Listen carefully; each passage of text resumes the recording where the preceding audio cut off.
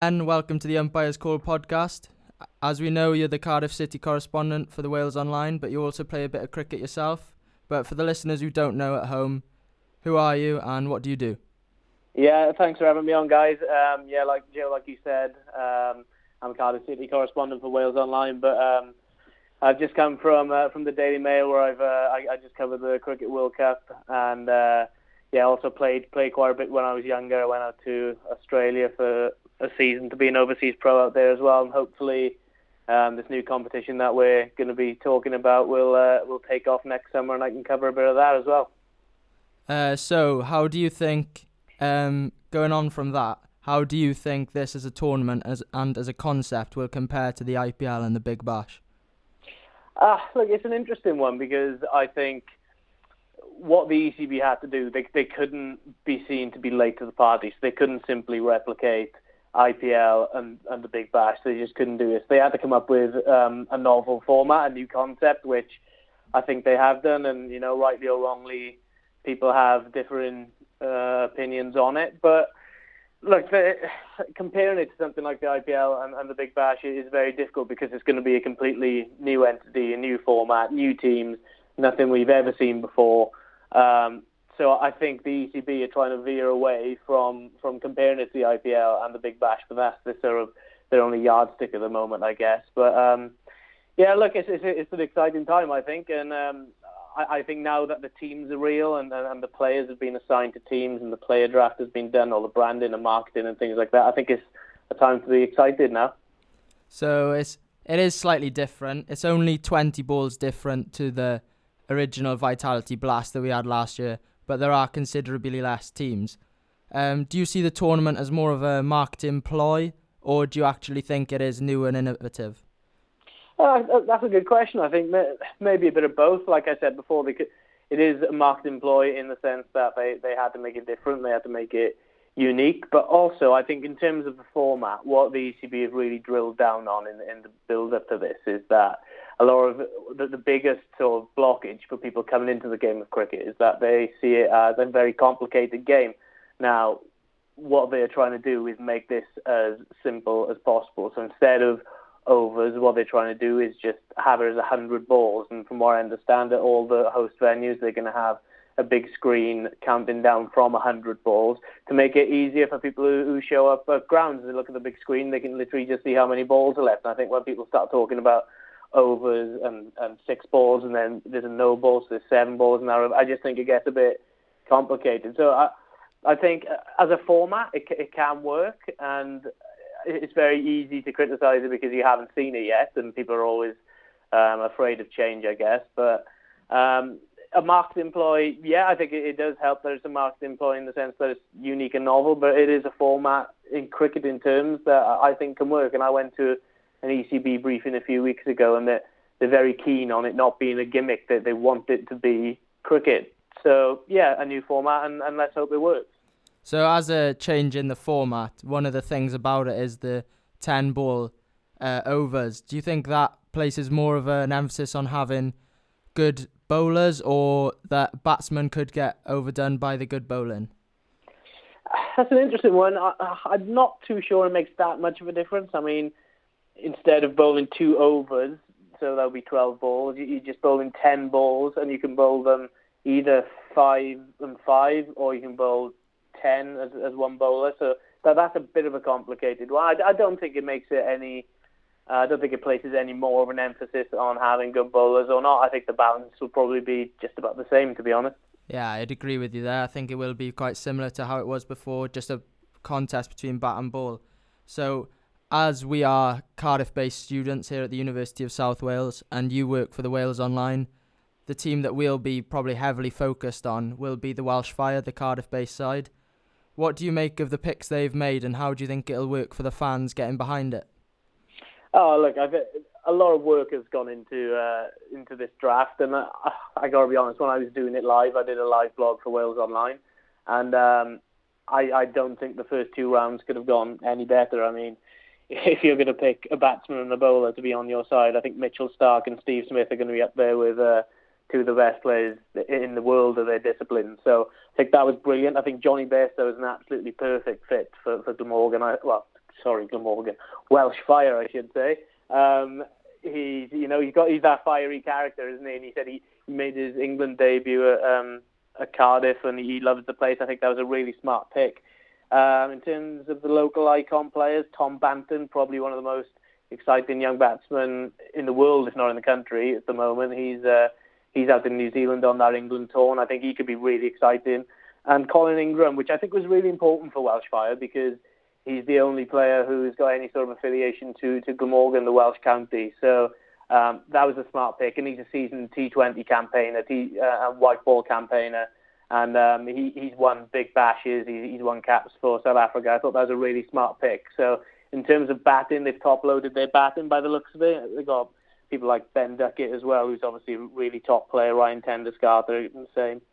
So I think in terms of picking a squad, they had a couple of strange rounds in the middle. I think they picked up people like Ryan Higgins and David Payne, who might turn out to be good, but on the surface, I think there were better options available at that time. But as a whole squad, I thought they did really well to pick a really rounded squad.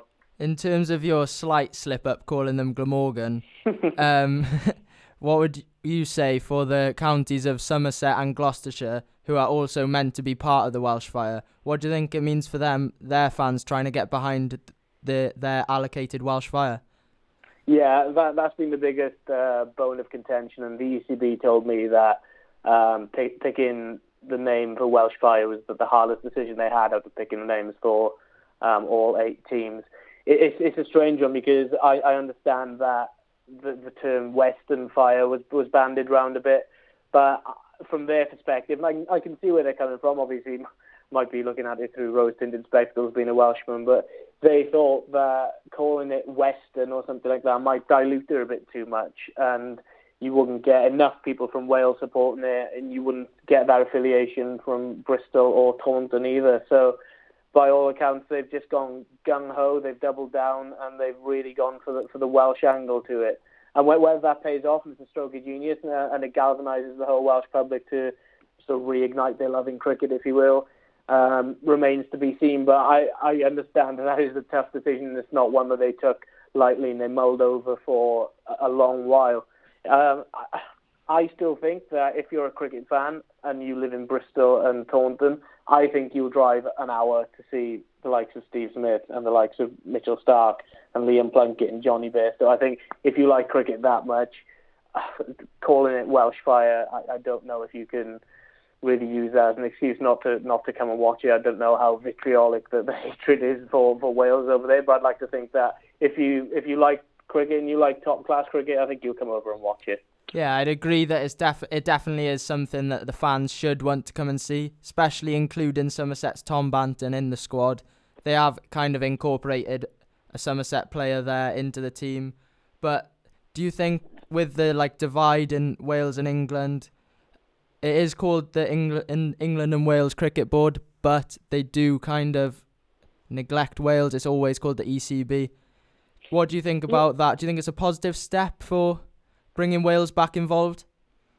Well, yeah, look, and I think that almost played into Welsh Fire's hands, because I understand that when Glamorgan, as it were, then pitched to the ECB to host the franchise, they were unashamedly Welsh in their bid, and they wanted to make it Welsh, and they've got their wish. But a big part of that bid was saying, you can't launch this new competition. The England and Wales Cricket Board can't launch this new competition with 8 teams without a Welsh team, because otherwise it makes that Wales part of the England and Wales Cricket Board completely redundant.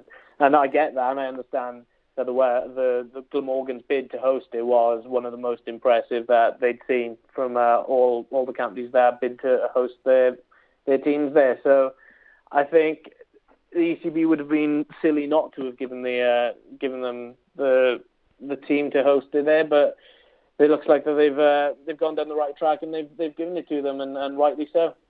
So Glamorgan have come out well from this, you think?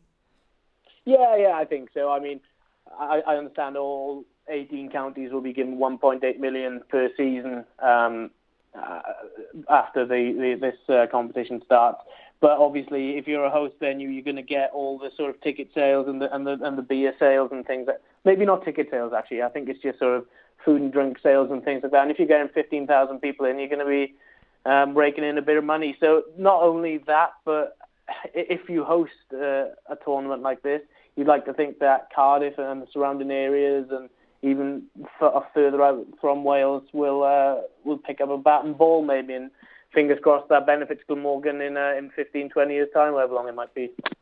One player you mentioned as being a key thing for Glamorgan and their involvement in the side is that they have retained Colin Ingram, the South African. He doesn't at the moment get picked for South Africa, so he isn't affected by the internationals. But they've also picked up Australian Steve Smith and Mitchell Starc, as you've said previously. And their international schedule doesn't affect the tournament. What do you make of that and how the scheduling has helped the Welsh Fire? Yeah, so Colin Ingram is a Colpack player, so that means that he's made himself unavailable for selection for South Africa. So that means that he doesn't count as an overseas player, which again is a big positive. And yeah, you're right. I think you saw that with a lot of the picks. I think they were quite Australia heavy because Australia won't have games on when the tournament is taking place. And similarly with the coaches, there were a lot of Australian coaches. I think, well, obviously Welsh Fire had Gary Kirsten, who's a South African, but a lot of the other teams had Australian coaches, and they picked Australian players. And like Australia are a top side. We saw that in the Ashes, and all right, they didn't quite make it to the final in the World Cup, but some seriously good players there. So yeah, you're right. Scheduling and just the caliber of players, I think, is really important. So in contrast to the Australians being benefited by it, England do take on Pakistan during the summer, and Pakistan's contingent in the tournament has had a hit from that. One player who is probably very unfortunate to miss out is Babar Azam. He's the number 1 ranked T20 player in the world at the moment. He was the highest scorer in last year's Vitality Blast. He's the new captain of Pakistan, and he hasn't been picked up by anyone, despite compatriot Shaheen Afridi being picked up. Yeah, look, it's a strange one because Babar Azam was almost a revelation, wasn't he, in this T20, and it would have been brilliant if Welsh Fire had picked him up, I guess. But like I said earlier, they top-loaded their batting really early on in the draft pick, so they couldn't really pick him up because they already had sort of a top 5 already placed, and they wanted to focus their picks on some of the bowlers lower down, like they got Qais Ahmed, the Afghani spinner, 19-year-old, and they really needed a spinner at that stage. So yeah, I think you are right. I think he is unfortunate to miss out. Him and Tom Banton opening the batting for Somerset this year was unbelievable. So yeah, I think you're right. He will feel aggrieved not to have been picked. So with him feeling aggrieved not to have been picked up, he did opt himself for the lower price bracket of £75,000, which for him could be seen as a bit of a steal, despite him not being available for the whole tournament. One batsman who did put himself in the higher wage bracket, Chris Gale, put himself at the top wage bracket of $125,000. He did also miss out. What do you think of his absence from the tournament? I think his absence is missed, but I also think it was quite a silly thing to do from Chris Gale's point of view, because there were some real top players in that top price bracket. And when I seen the 125k players get released, I thought there's no way that anyone's going to take a punt on Chris Gale at that rate. Was he going to be 42, something like that, or 41 when the tournament comes round? I think he sort of cut his nose off to spite his face there, really. I think if he dropped himself down to even 100k, I think he would have had a really good chance of being picked up. So, you know, that, I mean, you live and you learn, I guess. It's a player draft. It's the first time it's ever happened in this country. So people are learning on the job. But yeah, look, it will be a big miss on the tournament. He's such a big personality as well, not just a great cricketer. So it would have been great to see him in the tournament, but I can understand why the 8 teams didn't pick him up for 125k. Yeah, I agree heavily with that point. It's self-inflicted what he's done.